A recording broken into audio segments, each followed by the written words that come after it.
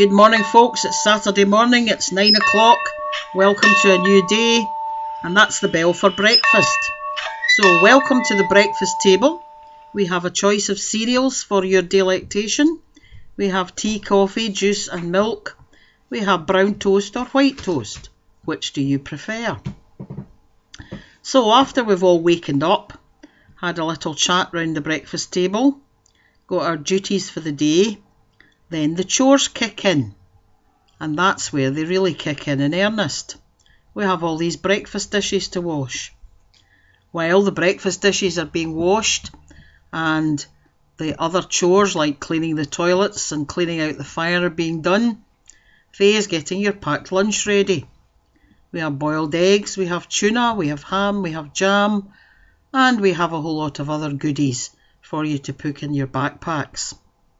While you're packing your lunch, some leader is inspecting your room. So it better be tidy, because points make prizes.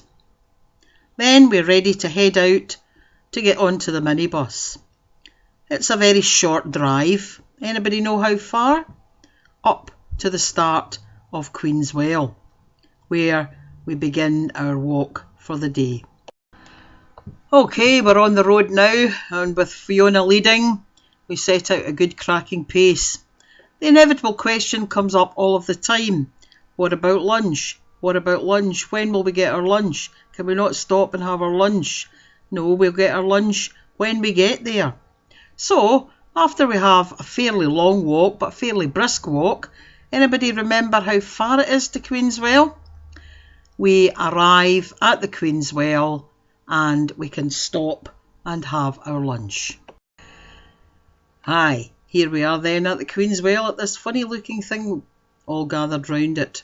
Can any of you remember how it got its name and how it came about? Well, this unusual crown-shaped monument was built over a natural spring in 1861 in honour of Queen Victoria. After staying at the nearby Invermark Lodge, Victoria and her husband Prince Albert are said to have stopped there to have a drink before travelling on to their home at Balmoral Castle. Thank you, Vina, for that very useful information. So after our lunch, we make our way back to the lodge to get warm and dry and changed into clothes where, like Fiona here, we can begin to chill out and relax. Soon it's time for tea, and of course Vina makes the best chips ever. Along with our chips, we have chicken nuggets and pizza. What is your favourite pizza? Do you like pineapple or no pineapple on your pizza? And then we have some very healthy fruit. After fruit, it's back to our chores again, back to washing the dishes, and then we have time for crafts. Tonight we're doing glass painting, and we have some magnificent glasses here on display that we can see, and eventually the finished product all ready to be packed away safely and taken home. And here I'm going to hand over to Lisa, who has got a challenge for you to do at home tonight. Everyone, hope you're all staying safe at home.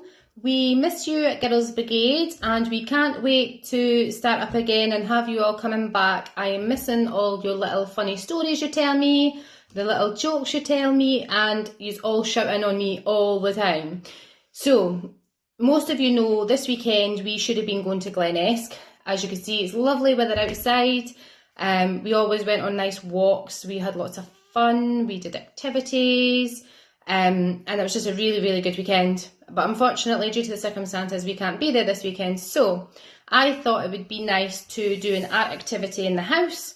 But don't worry, you don't need loads and loads of craft material. All you need is some simple paper and some pens. So things that you've got lying around the house anyway, probably most of you.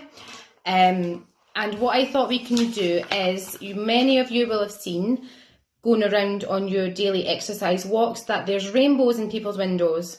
Maybe some of you have already made a rainbow, But I just thought this would be something nice to do because it is a symbol of hope. They're nice and bright and colourful, and they're actually quite easy to make. So what I have done on mine's a little bit of, here's what I did earlier. I did a nice colourful rainbow and I did some clouds. And in my clouds, I put a little prayer in each of them because at this time, people need prayers. Many people are going through different situations and things, so it'd be nice to just think of everybody. So if you want to write one prayer or two prayers, or you could even write prayers around about if you've got lots of prayers. My prayers I chose though was to pray for all you Girls Brigade girls and leaders, that everybody is staying safe at this time. And I also, my second prayer was to pray for people that are ill, because some people are not well.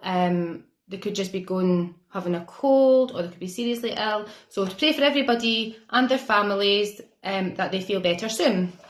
So as you can see, it is nice and colourful. And what we'd like you to do, if you can make one, if you have time, get your mum, dad, granny, granda, carer, anybody you live with, to take a picture of you holding this, and send them into Faye, either on Messenger if you've got Messenger, or email or anything. And if you don't have that, comment below and you'll be able to get the email address and things. And then Faye can then maybe put something together to display all the lovely pictures that you have all taken time to make. So that'll keep you occupied out your mum and dad's hair for a wee while. But like I say, we are missing you this weekend, especially for going to Glenesk. Hopefully we could just do it again next year. And I just want you all to stay safe, be happy, have lots and lots of fun, and I'll hopefully see you all again soon because we really, really miss you. But the important thing is to stay safe. Okay, so that's it from me. Nice speaking to you all, and I'll speak to you all soon. Bye! Thank you, Lisa, for that challenge. Now we move on to Glenesk's Got Talent, a regular Saturday night talent show. And what a wealth of talent that we have here. Some of the things you can see in the pictures as we move along. What was it that you did? What would you like to do? And could you do a little bit of talent for us now? A little bit of TikTok, a little bit of Snapchat, whatever you fancy, a little bit of Facebook. Send it off to me and then we can put it into a display as Lisa suggested earlier on. So have fun, guys, and let's see your talent on display. After that, it's time for supper.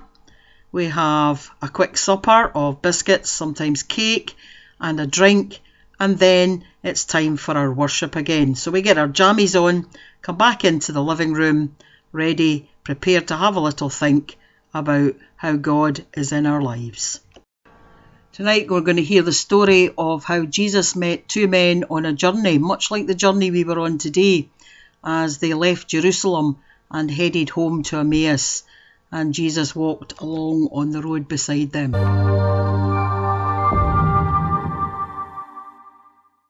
Sometimes in life we think we know what's going on, but we may not see the whole picture. Sometimes we see pieces, but we need help connecting them. Let's see how you do at connecting the pieces. Ready? When you only see this, can you guess what this is a picture of?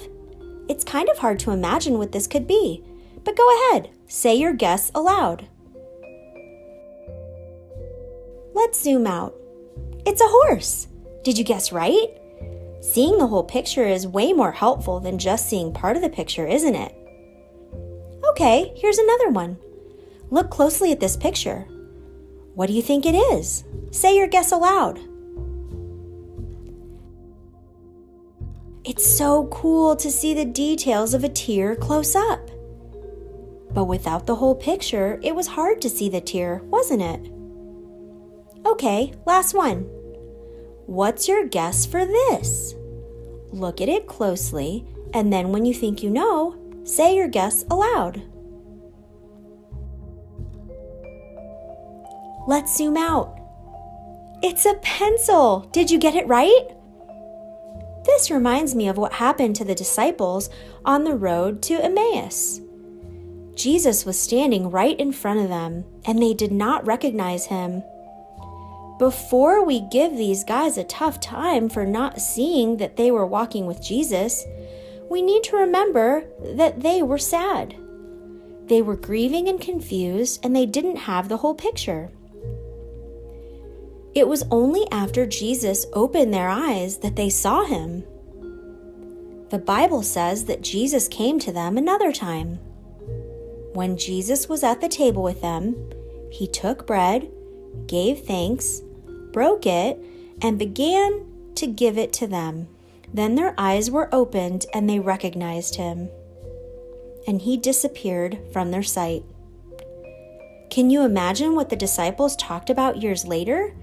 Do you think they asked each other how they could ever miss Jesus? Just like the disciples, we need Jesus to open our eyes to see the whole picture.